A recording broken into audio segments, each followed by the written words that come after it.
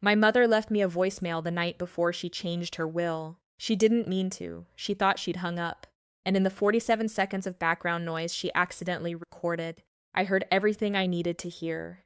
I heard a woman's voice, calm, low, controlled, telling my mother that I hadn't called in 3 weeks because I'd moved on, that I had a new life now, that daughters like me didn't come back. And I heard my mother say, in the thin, quiet voice she only used when she was frightened, I know you're right. I stood in my kitchen at 11 o'clock at night, replaying that voicemail 4 times, and I felt something shift inside me that I don't have a clean word for. It wasn't just anger. It was the particular horror of realizing that while I had been drowning in my own grief, someone had been standing at my mother's side, turning her face slowly, carefully, deliberately away from me. Her name was Connie. She had been my mother's live-in caregiver for 14 months. She came highly recommended. She had references. She was patient and organized, and my mother seemed comfortable with her. And when my husband died unexpectedly at 41 years old, and I spent 6 months barely able to get off the floor, I told myself it was a blessing that my mother had someone reliable, that I didn't have to worry about her while I was falling apart. That was the window Connie used, and she used it perfectly. My name is Claire. I'm 44 years old. My mother, Eleanor, is 78. She has early-stage cognitive decline, not severe, not incapacitating, but enough to make her suggestible. Enough to make her trust the person who is physically present over the people who call on the phone. Enough that when someone patient and persistent tells her the same story over and over again, the story starts to feel like memory. And Connie was nothing if not patient. I need you to understand what I lost in the year before that voicemail. My husband, Daniel, collapsed at work on a Tuesday morning in March. He was gone before the ambulance arrived. We had been married for 16 years. We didn't have children. He was my family, and then he wasn't, and the version of me that existed before that Tuesday never fully came back. I called my mother every week during those months, sometimes twice a week. Sometimes she sounded sharp and warm and like herself. Sometimes she sounded confused, distant, like she was speaking to me through frosted glass. I attributed it to her condition. I told myself she was having bad days. I didn't ask enough questions. I didn't push. What I didn't know was that Connie had begun, quietly and consistently, to narrate my absence as abandonment. When I called and my mother seemed distracted or didn't remember what we'd talked about the previous week, Connie would later tell her that the call had been short, that I'd sounded rushed, that I hadn't asked about her health. Small reframings, nothing dramatic, just a steady, gentle pressure applied in the right direction, over and over again, until my mother's version of reality bent. I learned all of this later. I'm getting ahead of myself. The voicemail came in October. By November, I had hired an elder law attorney. By the following April, Connie was gone, my mother's original will had been reinstated, and Connie was facing a civil complaint and a referral to the state licensing board. But I'm telling this in the wrong order, because the how matters more than the what. The how is the part I want you to understand. The day after I heard that voicemail, I did not call my mother. I know that sounds cold, but I had just learned that my calls were being weaponized against me. That every unanswered message and every short conversation was being folded into a narrative that cast me as someone who had left. If I called her immediately, upset and reactive, Connie would be standing right there to interpret it, to say, see how she upsets you. See how she only calls when she wants something, so I waited one day. And I used that day to think clearly about what I was actually dealing with. Connie was not a stranger who had broken into my mother's life. She was a professional caregiver who had been given extraordinary access and had used that access over 14 months to position herself as the most important person in my mother's world. She controlled the schedule. She controlled the medications. She drove my mother to appointments. She sat in the room during phone calls. She prepared the food, managed the house, and narrated everything that happened in terms that it's made herself indispensable and everyone else unreliable. This is a pattern. I didn't know it had a name then, but it does. It's called elder isolation. And it's far more common than most people realize, and far harder to prove than you'd think, because it doesn't leave bruises. It leaves a confused old woman who genuinely believes that the people who love her have drifted away. The first thing I did was drive to my mother's house unannounced.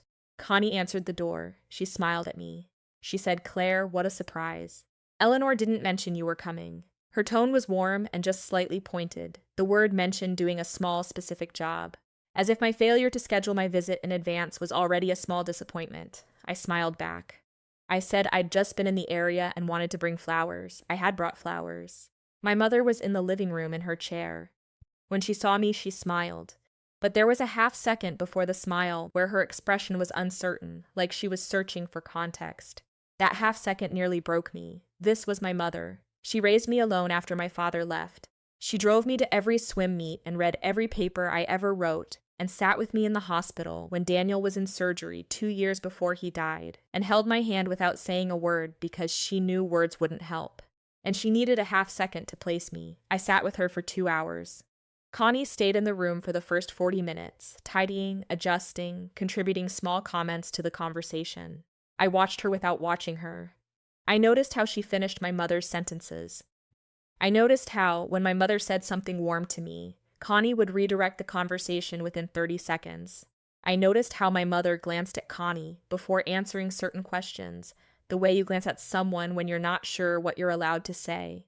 When Connie finally went to start dinner, I had about 20 minutes alone with my mother. I didn't bring up the voicemail. I didn't ask leading questions. I just talked to her about old things, about her garden before she moved to the smaller house, about the blue coat she wore to my college graduation, about Daniel, which made her eyes go soft and present in a way they hadn't been for the first part of the visit. And at the end, when I was putting on my coat, she held my hand and said, "I'm glad you came." Connie said you'd probably be too busy. I drove home and I called an attorney. Her name was Margaret, and she specialized in elder financial abuse and caregiver misconduct. She had seen versions of this situation many times. She told me what I needed, and she told me in what order to get it. First, document everything, every visit, every call, every observation, every date and time. Start immediately and be meticulous. Second, get a full picture of my mother's finances. I was not yet on her accounts, but I was listed as her emergency contact and her healthcare proxy. Third, identify any recent changes to legal documents, will, power of attorney, beneficiary designations. Fourth, find out who else was in my mother's life before Connie, and begin quietly re-establishing those connections. The financial picture was the first shock. My mother was comfortable. She'd sold the family house 6 years earlier, and had a modest investment account along with her pension. In the 14 months since Connie arrived, there had been a series of withdrawals, small enough to be individually unremarkable, large enough added together to total just over $31,000. Some of it was explainable. Home modifications, medical equipment, a new mattress, a grocery and household account that Connie managed. But there were gaps, cash withdrawals that corresponded to nothing in the household records. A payment to a cleaning service that my mother's house, which Connie cleaned herself, did not need. I did not confront anyone. I photographed every document I could access and gave it all to Margaret. The will had been changed 8 weeks earlier. My mother had been driven to an attorney's office by Connie. The new document reduced my inheritance by 60% and directed a significant sum to a charitable foundation. Margaret requested the full document. The foundation, when we researched it, had been incorporated 14 months ago. Its registered agent was Connie's sister. Let me say that again. My mother had been driven to an attorney, while in early cognitive decline by her caregiver, to sign a document that redirected a significant portion of her estate to a foundation run by that caregiver's family member. And the attorney who drafted the document had not conducted an independent capacity assessment, had not spoken with my mother privately without Connie present, had not asked a single question about whether my mother had family who should be informed. That attorney is now facing a bar complaint, but that comes later. I remember sitting at my kitchen table with Margaret's notes in front of me the night we confirmed the foundation. I didn't cry, I didn't call anyone. I just sat there with the particular stillness that comes when something you suspected turns out to be worse than you suspected. I had thought Connie was opportunistic, careless with boundaries, manipulative in small ways. But this, the foundation incorporated 14 months ago, the same month she started working for my mother. This wasn't opportunism. This was a plan. She had walked into my mother's house with a plan, and she had executed it while I was burying my husband. The thing that I want to be honest about is how hard this period was, because I was not just building a legal case. I was also in parallel trying to repair my relationship with my mother without alerting Connie that I knew what she had done. I had to be warm and consistent and present without being so present that Connie became defensive and accelerated whatever plan she had. I had to watch my mother be confused about me and not be able to say, "This is not who I am. Someone has been lying to you about me for over a year." I started sending letters. Not texts, letters, physical letters, handwritten 2 or 3 times a week, about small things. A recipe I'd made that she used to make. A memory. A question about something she'd told me once. I sent photographs. Old ones, printed and mailed. I could not control what Connie said about my phone calls. But she could not intercept the mail, and my mother had always loved receiving letters. And I knew that holding something physical, something with my handwriting on it, would reach a part of her memory that confusion couldn't fully touch. I also called my mother's oldest friend, a woman named Iris who had known her for 40 years. I hadn't spoken to Iris in almost 2 years. She answered on the second ring and she said, before I could say anything except my name, "I've been worried sick about your mother. Something isn't right over there." Iris had noticed the same things I had. She had been coming by less and less because Connie's always seemed to have a reason why it wasn't a good time, and after enough polite obstacles, she'd stopped pushing. She felt guilty about it. I told her the guilt wasn't hers to carry. I asked Iris to visit, to call, to be present. She didn't need to know all the details. She just needed to be a consistent, warm face from my mother's real life, a life that existed before Connie arrived. Over the next 3 months, I visited every 2 weeks. I made sure at least one visit coincided with a time Connie had scheduled away from the house. The difference in my mother during those Connie-free windows was measurable. She was sharper. She laughed more. She remembered more. She asked me once with a look of genuine confusion why she'd been feeling like I'd been distant. "I've been writing you letters," I said. She looked at me for a long moment and said, "I know. They're in the blue box on my dresser. I reread them sometimes." The fact that she had kept every letter in a box on her dresser is something I will carry with me for the rest of my life. By February, Margaret had enough to move. The financial documentation was solid. The will contest had grounds on multiple fronts: capacity, undue influence, procedural failure by the drafting attorney.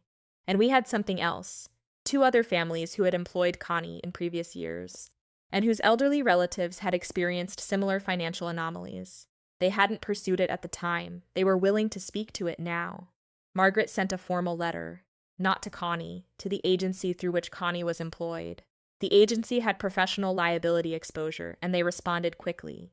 Connie was placed on administrative leave within 48 hours. She was out of my mother's house within a week. Margaret called me the afternoon it was confirmed. She said, "She's gone. The agency handled it this morning," and that was it. 6 words. After 5 months of documentation and patience and visiting my mother, while someone stood in the corner rewriting our relationship in real time, 6 words on a Tuesday afternoon in April. I stood in my back garden and I didn't know what to do with my hands. I think I watered a plant that didn't need watering. I think I stood there for a long time. Some moments don't feel the way you expect them to feel. I had imagined something larger. What arrived was just quiet, the specific quiet of a thing finally being over. The morning after Connie left, my mother called me. She sounded like herself, clear and present and a little bewildered. She said, "Claire, the agency called. Connie had to go. They said there were some concerns." A pause. I think I've been confused about some things. I didn't explain everything that day. There would be time for that. Instead, I asked if I could come over and bring dinner. She said yes. I brought the pasta she taught me to make when I was 12 years old. We sat at her kitchen table and we talked for 4 hours. And at some point, she took my hand across the table and didn't let go, the way she used to, when I was small and overwhelmed and needed to remember that the world was still solid. The civil case is ongoing. The financial recovery is partial. Some of the money is likely unrecoverable. The bar complaint against the drafting attorney has been filed. The state licensing board received a full report on Connie. The other families have joined the civil action. The will has been reinstated to its original form. Not because of what it means for me financially, but because it reflects what my mother actually wants, decided in her own mind without someone standing at her shoulder, telling her who deserves to be trusted. My mother is doing better. We have a new caregiver now, vetted through a completely different process, with independent references, a background check run by Margaret's office, and a clear agreement that I am involved in my mother's care and will be present and will not be managed. The new caregiver's name is Rose. She is excellent. My mother likes her, so do I. Here is what I know now that I didn't know before any of this happened. Elder isolation is designed to be invisible. It works precisely because it looks like care. The person doing it is always there, always helpful, always managing things. The family members who are being pushed out look like the problem, calling at inconvenient times, not visiting enough, not understanding the demands of day-to-day caregiving. The isolation succeeds because the family doesn't realize it's happening until enough distance has been created that their voice has been diminished in the person's life. And the people who do this, not all caregivers, not even most caregivers, but the ones who do this, they rely on that. They rely on family guilt, family grief, family chaos, family distance. They plant themselves in the gap that opens up during hard times, and they widen it. The thing that saved us was a 47-second voicemail that my mother accidentally left instead of hanging up. 47 seconds of background noise that my mother didn't even know she'd sent. I think about that a lot. I think about all the people who never get that 47 seconds, who lose the years, and sometimes the inheritance, and sometimes the person themselves, without ever knowing what was happening in the rooms where they weren't. So if you take nothing else from this, if something feels off in how a caregiver speaks about your family member, trust that feeling. Check the finances. Drop by unannounced, send physical letters, call the friends who've gone quiet. Ask questions that require answers, not deflections. Your presence is not an intrusion. It is a protection. My mother is 78 years old. She still has the blue box on her dresser with every letter I sent her. The cruelest thing Connie tried to take from us wasn't money. It was time. The months and years of closeness that she tried to reroute through herself. We didn't get all of it back. That's the truth. Some of those months are just gone. But the ones we have now are real, and they are ours. And no one is standing in the room telling my mother what they mean. If this story reached something in you, if you have someone you need to call or visit or write a letter to, do it today. Not tomorrow, today. Thank you for being here. Subscribe if you want to stay. There are more stories to tell.